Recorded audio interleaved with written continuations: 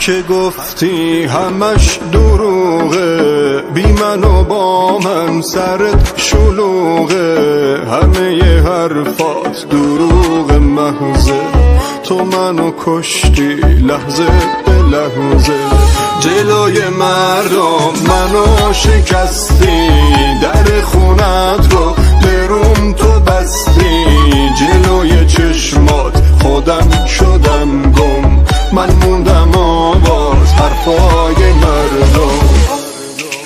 تو دروغ گفتی به من، گفتی دوستم داری، تو منو خواستی واسه روزای بیکاری، تو منو بازیچه ی حرفای خود کردی، فقط میتونم بگم که خیلی نامردی.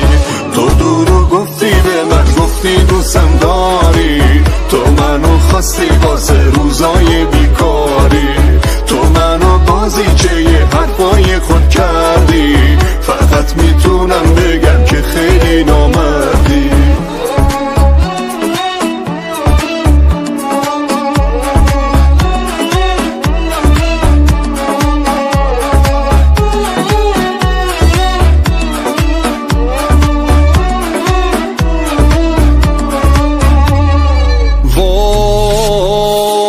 تو پر از دروغ، پر از هوا هوس بودی، وای تویی که برای من حکم نفس بودی، وای خدا جون منو بگیره یا جون تو، وای راضیم به کسی که بریز خونه تو.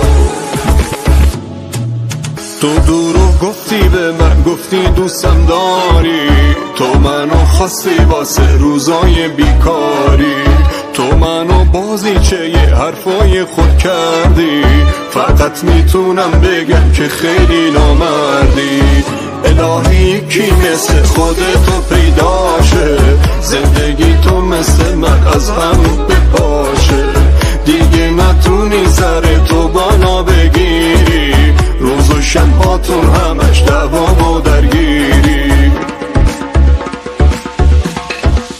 تو دروغ گفتی به من، گفتی دوستم داری، تو منو خواستی واسه روزای بیکاری، تو منو بازیچه ی حرفای خود کردی، فقط میتونم بگم که خیلی نامردی.